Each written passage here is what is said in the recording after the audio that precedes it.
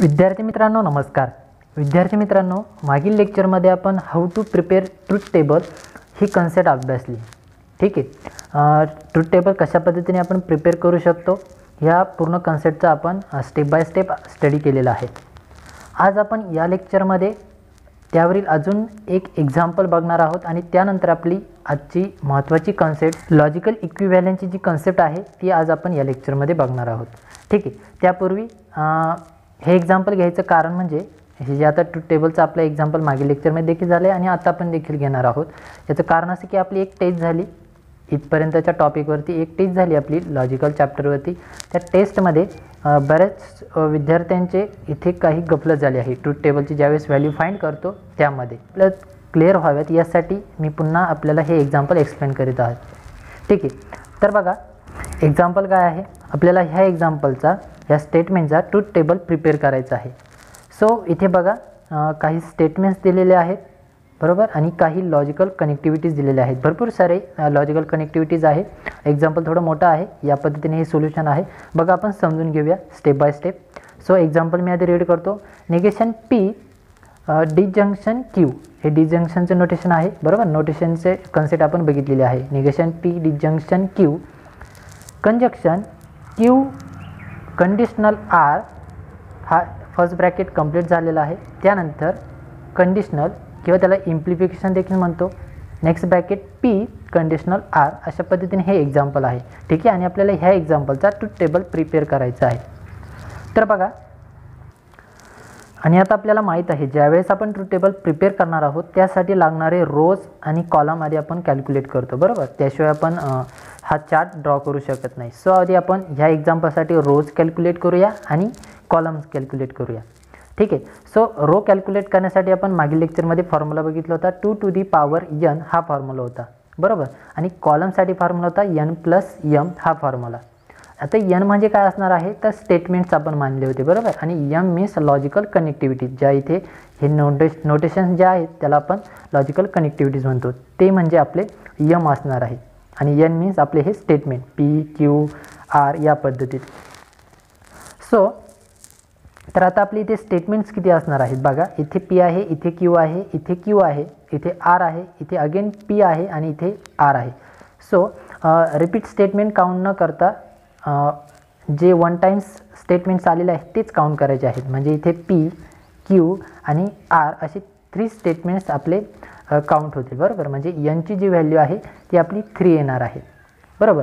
त्यानंतर m calculate करूया, म्हणजे कनेक्टिव्हिटीज कॅल्क्युलेट करूया। कनेक्टिव्हिटीज काय आहे, कनेक्टिव्हिटीजमध्ये रिपीट असलं तरी चालणार आहे बरोबर, होल कनेक्टिव्हिटी ज्या आहे स्टेटमेंटमध्ये त्या पूर्ण कॅल्क्युलेट करायच्या आहेत। सो इथे ही फर्स्ट कनेक्टिव्हिटी, त्यानंतर सेकंड, थर्ड, फोर्थ, फिफ्थ आणि सिक्स्थ अशा या 6 कनेक्टिव्हिटीज आपल्याला इथे भेटत आहे। म्हणजे m ची जी व्हॅल्यू आहे ती किती भेटणार आहे 6।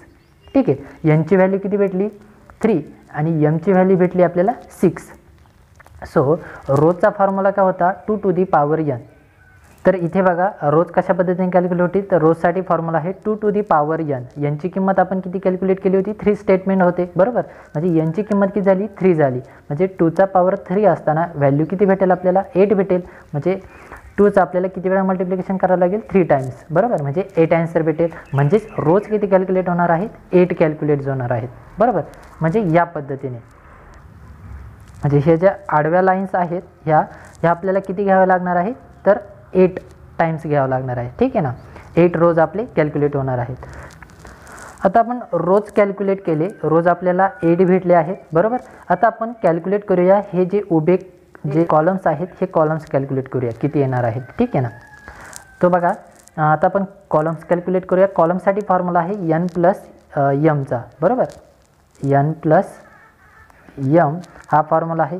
n ची किंमत आपल्याला भेटली होती 3 बरोबर, 3 स्टेटमेंट्स, आणि m ची किंमत प्लस इथे 6 कनेक्टिव्हिटीज भेटल्या होत्या, म्हणजे इथे मला 6 ॲड करावं लागेल। सोल्युशन भेटेल 6 + 3 9, म्हणजे आपले कॉलम किती कॅल्क्युलेट होणार आहे तर 9 बरोबर। रोज कॅल्क्युलेट झाले 8 आणि कॉलम्स कॅल्क्युलेट होणार आहेत 9। ठीक आहे, तर आपल्याला आता ट्रूथ टेबल प्रिपेअर करायचं आहे। मी इथे रोजची संख्या लिहून ठेवतो, रोज किती होते r = मी इथे 8 लिहून ठेवतो। ठीक आहे चालेल, आणि ही कशाची ही कॉलमसाठी आहे। तर बघा आता आपण हा जो ट्रूथ टेबल आहे तो समजून घेऊया, ठीक आहे ना. इथे ऑलरेडी तो सोल्युशनमध्ये दिलेला आहे, आपण एक्सप्लेनेशनच्या थ्रू समजून घेऊया. तर बघा आता आपण ह्या चार्टमध्ये रोज काउंट करूया 8 आहेत की नाही आणि त्यानंतर कॉलम्स कॅल्क्युलेट करूया. सो इथे ही फर्स्ट, त्यानंतर ही सेकंड नंबरची, ही थर्ड नंबरची, फोर्थ, फिफ्थ, 6 नंबरची, 7 आणि ही 8 नंबरची, म्हणजे 8 रोज इथे आपल्याला ह्या रोज आहेत बरोबर. त्यानंतर कॉलम कॅल्क्युलेट करूया 9 आहेत की नाही. सो ही first, second, third, fourth, fifth, 6, त्यानंतर हा 7, त्यानंतर 8 आणि हा लास्टचा 9th कॉलम, ठीक आहे. तर अशा पद्धतीने आपल्याला ही कंप्लीट रोज आणि कॉलम इथे पुट करून आपल्याला हा चार्ट भेटणार आहे. सो आता 1 बाय 1 आपण हे सॉल्व करूया. सो मी आधीच्या लेक्चरमध्ये आपल्याला एक्सप्लेन केलेलं आहे की जे हे फर्स्ट 2 किंवा 3 जे कॉलम्स आहेत, म्हणजे नंबर ऑफ जे स्टेटमेंट्स आहेत त्यामध्ये जे स्टेटमेंट्स आहेत, जे मेन स्टेटमेंट आहेत ते, जसे इथे हे एक्झाम्पलमध्ये कोणते मेन स्टेटमेंट आहेत, पी, क्यू आणि आर आहेत बरोबर. हे 3 स्टेटमेंट्स आहेत, म्हणून आपण हे पी, क्यू, आर आधी आपण घेणार आहोत आणि त्यानंतर हे सब स्टेटमेंट घेणार आहोत जे आपल्या एक्झाम्पलमध्ये गिवन असणार आहे, ठीक आहे ना, छोटे छोटे पार्टिशनमध्ये. तर बघा फर्स्ट कॉलम कशाचा येणार आहे, तर या पी स्टेटमेंटचा येणार आहे या पद्धतीने, त्यानंतर क्यूचा येणार आहे, त्यानंतर आरचा येणार आहे बरोबर. हे आपले 3 मेन स्टेटमेंट झाले ह्या एक्झाम्पलसाठीचे. त्यानंतर इथे बघा आता तुम्ही म्हणाल इथे निगेशन पी घेतलेलं आहे बरोबर. आपण लेफ्ट हँड साईडकडून राईट हँड साईडकडे जाणार आहोत, त्यामुळे त्यामध्ये फर्स्ट जे स्टेटमेंट्स आहे किंवा फर्स्ट जी आयडेंटिटीज आहे ती इथे आहे निगेशन पीची, म्हणून इथे निगेशन पी घेतलेलं आहे. कारण आपण डायरेक्टली हा ब्रॅकेटचं ट्रूथ व्हॅल्यूज नाही फाइंड करू शकत, कारण त्यामध्ये इथे निगेशन पी आहे, म्हणून आपण या पीवरून हा निगेशन पी आधी इथे फाइंड करणार आहोत आणि त्यानंतर ही ब्रॅकेटची जी टर्म आहे ती इथे आपण सॉल्व करणार आहोत बरोबर. 1 बाय 1 आपल्याला सॉल्व करत चालायचं आहे, मग ते कितीही मोठं स्टेटमेंट असू द्या. म्हणजे इथे आधी आपल्याला निगेशन पी फाइंड करावं लागेल, त्यानंतर आपल्याला हा ब्रॅकेटची टर्म फाइंड होणार आहे या पद्धतीने. त्यानंतर आपल्याला हा क्यू इम्प्लिफिकेशन आरची टर्म फाइंड करावी लागेल आणि मग आपल्याला हा होल ब्रॅकेट इथपर्यंतून तर इथपर्यंतचा हा ब्रॅकेट सॉल्व करावा लागेल, म्हणजे या पद्धतीने. आणि त्यानंतर आपल्याला हे होल स्टेटमेंट सॉल्व करावं लागेल या लास्ट कॉलममध्ये. लास्ट कॉलममध्ये काय असणार आहे, जे आपलं होल जे एक्झाम्पल आहे त्याचं स्टेटमेंट इथे आपल्याला घ्यायचं आहे आणि त्याची इथे ट्रूथ व्हॅल्यू फाइंड करायची आहे. हे जे सोल्युशन भेटणार आहे ते आपलं ॲन्सर असणार आहे, ठीक आहे ना, या पद्धतीने. तर बघा 1 बाय 1 आता मी आपल्याला एक्सप्लेन करतो. फर्स्ट कॉलम आहे पीचा. पीचे इथे ट्रूथ व्हॅल्यूज कशा पद्धतीने घ्यायचे आहे तर मी मागील लेक्चरमध्ये एक्सप्लेन व्यवस्थितरित्या केलेलं आहे. इथे नंबर ऑफ रोज किती आहेत त्यावरून आपल्या इथे ह्या व्हॅल्यूज ठरत असतात, ठीक आहे ना. तर नंबर ऑफ रोज आपल्याला 8 कॅल्क्युलेट झाल्या होत्या बरोबर. जर 8 रोज जर कॅल्क्युलेट झाले असतील, नेहमी लक्षात घ्या रोज आपल्या हे नेहमी इवन असणार आहेत. का तर आपण रोजचा फॉर्म्युला काय आहे 2 टू दी पॉवर n आहे बरोबर. आणि 2चा कितीही पॉवर घेतला तरी ॲन्सर आपल्याला त्याचं इवन भेटणार आहे बरोबर. रोजचा फॉर्म्युला काय होता 2 टू दी पॉवर n. ह्या nची किंमत मी कितीही घेतली तरी मला जे सोल्युशन भेटणार आहे ते मला इवन भेटणार आहे बरोबर. म्हणजेच काय भेटणार आहे तर ते मला, मी असं का सांगत आहे तर इथे बघा इथे फर्स्ट ज्या 4 व्हॅल्यूज आहेत इथून इथपर्यंतच्या त्या ट्रूथ व्हॅल्यूज आहेत ट्रू, त्या इथे 4 घेतलेल्या आहेत आणि बाकीच्या उरलेल्या 4 घेतलेल्या आहेत. तर इथे आपले नंबर ऑफ रोज कॅल्क्युलेट झाले 8. आपण याची 2 पार्टिशन करूया, ठीक आहे ना, म्हणजे हाफ करूया, इथे 4 होईल आणि इथे 4 होईल बरोबर. आता हे जे फर्स्ट 4 आहेत हे आपले ट्रूथ व्हॅल्यूज असणार आहेत आणि हे नेक्स्ट 4 ज्या व्हॅल्यूज असणार आहेत त्या फेलच्या असणार आहेत. म्हणजे फर्स्ट ट्रू व्हॅल्यू ज्या ट्रूच्या असणार आहेत आणि नेक्स्ट 4 व्हॅल्यूज ह्या फॉलच्या असणार आहेत. त्याच इथे आपल्याला अप्लाय करायच्या आहेत. म्हणजे कशा पद्धतीने बघा तर इथे फर्स्ट 4 व्हॅल्यूज कशा येणार आहेत, ट्रू येणार आहेत. 1, 2, 3 आणि 4 या पद्धतीने ह्या फर्स्ट 4 व्हॅल्यूज ह्या ट्रू असणार आहेत आणि उरलेल्या नेक्स्ट 4 व्हॅल्यूज ह्या फॉल्स असणार आहेत या पद्धतीने, ठीक आहे. कशावर लिहिलेलं आहे आपण तर इथे आपल्याला रोजची नंबर ऑफ रोज किती भेटलेला आहे 8 भेटलेले आहेत म्हणून, ठीक आहे ना, आणि हे नेहमी इवन येणार आहे. तर आता हे झाले फर्स्ट कॉलमसाठी पीसाठी. आता क्यूच्या व्हॅल्यू कशा घेणार आहोत, पी क्यू आर असंच आपल्याला घ्यायचं आहे. सो क्यूची व्हॅल्यू कशा पद्धतीने कॅल्क्युलेट होईल तर मी एक्सप्लेन केलेलं आहे मागील लेक्चरमध्ये. जे फर्स्ट कॉलममध्ये ट्रूच्या व्हॅल्यू जेवढ्या असतील त्याच्या हाफ व्हॅल्यू आपल्याला इथे ट्रूथ व्हॅल्यू घ्यायच्या आहेत. जेवढ्या इथे फॉल्स व्हॅल्यू असतील त्याच्या हाफ इकडे आपल्याला फॉल्स व्हॅल्यू घ्यायच्या आहेत. सिमिलरली आपल्याला नेक्स्ट कॉलममध्ये त्याच पद्धतीने कॅल्क्युलेशन करायचं आहे.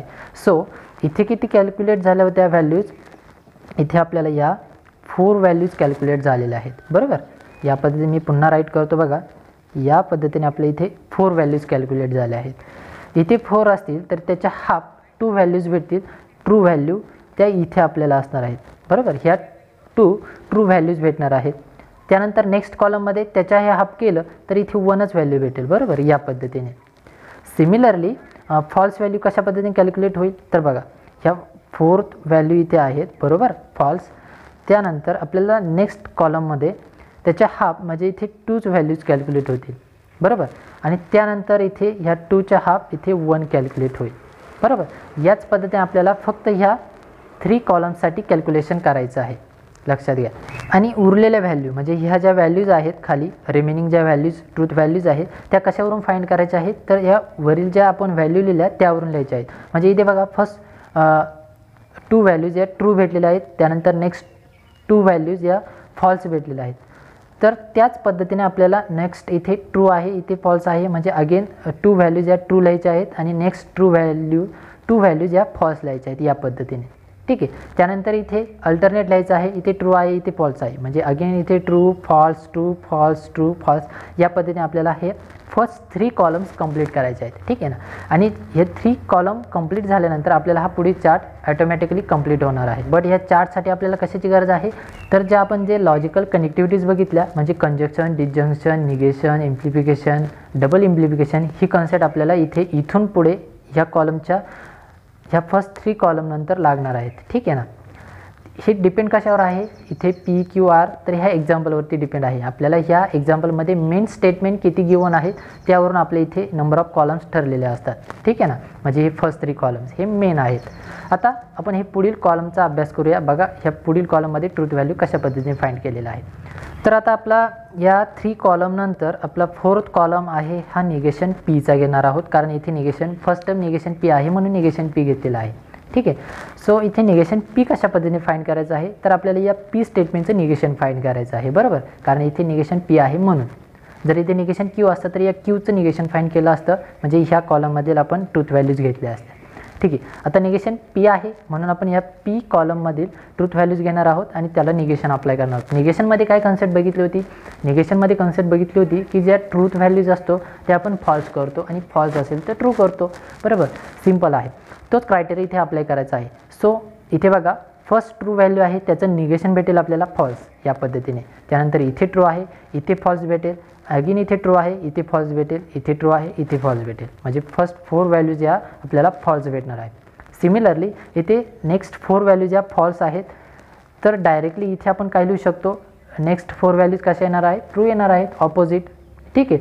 या पद्धतीने आपल्याला हा 4th नंबरचा कॉलम कंप्लीट होणार आहे निगेशन पी साठीचा. आता नेक्स्ट टर्म फाइंड करूया. हा निगेशन पीची कॉलम कंप्लीट झालेला आहे. ठीक आहे. आता नेक्स्ट टर्म कोणती आहे तर बघा निगेशन पी आहे त्यानंतर इथे डिसजंक्शन क्यू आहे. आता क्यू जे स्टेटमेंट आहे ते आपल्याला इथे डायरेक्टली गिवन आहे किंवा आपण डायरेक्टली इथे सॉल्व केलेलं आहे. बरोबर, इथे क्यू आहे त्यानंतर इथे निगेशन पीची टर्म आहे. मग आपण आता या 2 कॉलमचं काय घेऊया डिसजंक्शन घेऊया. बरोबर, म्हणजे आपल्याला नेक्स्ट कॉलममध्ये काय घ्यावं लागणार आहे निगेशन पी डिसजंक्शन क्यू या पद्धतीने ही टर्म घ्यावी लागेल. बरोबर, 1 बाय 1 आपल्याला सॉल्व करायचं आहे. ठीक आहे. तर मग आता इथे नेक्स्ट कॉलम काय असणार आहे निगेशन पी डिसजंक्शन क्यू या पद्धतीने. बरोबर, डिसजंक्शन मीन्स ऑरचं स्टेटमेंट असतं हे लक्षात घ्या. सो इथे या पद्धतीने आता आपल्याला व्हॅल्यूज भेटणार आहेत. बघा कशा पद्धतीने आपल्याला 2 कंडिशन गिवन असतात त्या दोन्ही कंडिशनमध्ये कमीत कमी एक कंडिशन आपल्याला ट्रू भेटली पाहिजे तरच आपल्याला होल स्टेटमेंट हे ट्रू भेटणार आहे. सो बघा इथे निगेशन पी डिसजंक्शन क्यू आहे म्हणजे निगेशन पी कडून मला कुठे जायचं आहे क्यूकडे जायचं आहे. तर बघा हा निगेशन माझा निगेशन पीचा कॉलम आहे. ठीक आहे, या पद्धतीने. आणि क्यूचा कोणता कॉलम आहे तर मी कलर चेंज करतो या पद्धतीने.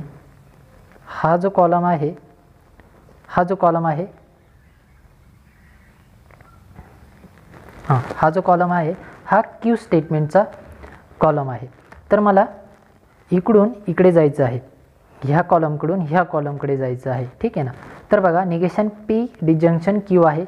सो 2 कंडिशनमध्ये एक तरी व्हॅल्यू मला ट्रू भेटली तरच मला होल स्टेटमेंटची व्हॅल्यू ट्रू भेटणार आहे.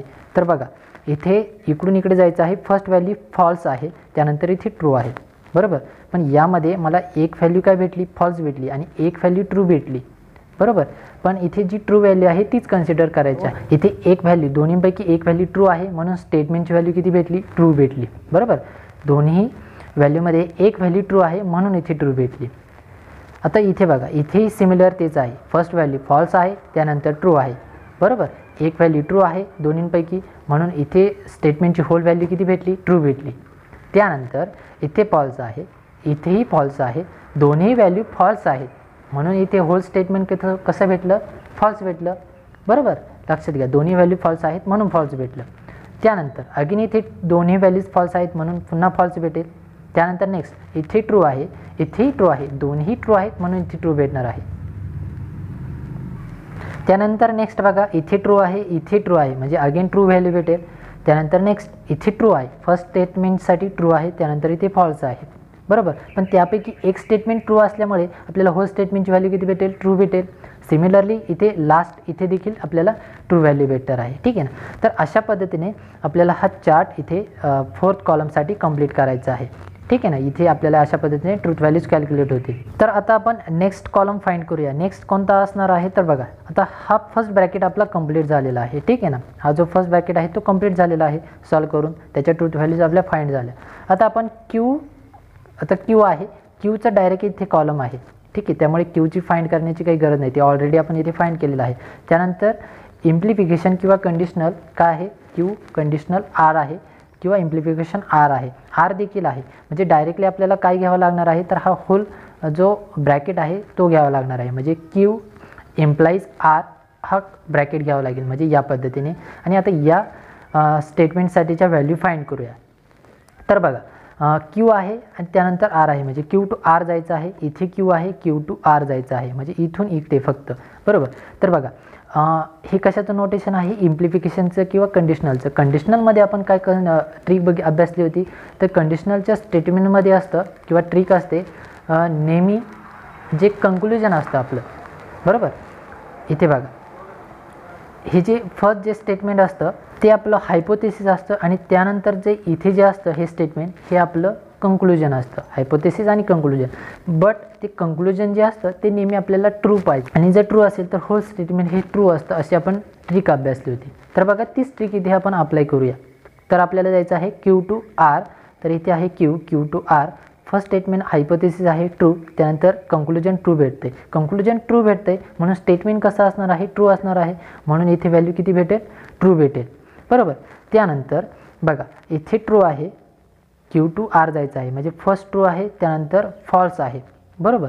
बट कंक्लुजन हे आपलं काय आहे, हा जो कॉलम आहे हा कंक्लुजनचा आहे, इथे फॉल्स भेटतं आहे म्हणून सोल्युशन आपल्याला काय भेटणार आहे, फॉल्स भेटणार आहे. ट्रूथ व्हॅल्यूज काय भेटेल, फॉल्स भेटेल, ठीक आहे. अशा पद्धतीने सिमिलरली आपण नेक्स्ट टर्मसाठी आपण अप्लाय करूया. बघा इथे फॉल्स आहे, इथे ट्रू आहे, कंक्लुजन ही कंक्लुजनची टर्म ट्रू आहे म्हणून इथे डायरेक्टली आपल्याला सोल्युशन ट्रू भेटेल. त्यानंतर आता डायरेक्टली कंक्लुजनवरच लक्ष देऊया. बघा इथे त्याआधी बघा इथे फॉल्स आहे, इथेही फॉल्स आहे, आणि बट दोन्ही ठिकाणी ज्यावेळेस फॉल्स असेल त्यावेळेस मात्र स्टेटमेंट आपलं ही ट्रू असणार आहे, बरोबर. ही टर्म आपण कंडिशनलमध्ये महत्त्वाची होती. एफ म्हणजे इथे व्हॅल्यू कोणती भेटणार आहे, ट्रू भेटणार आहे.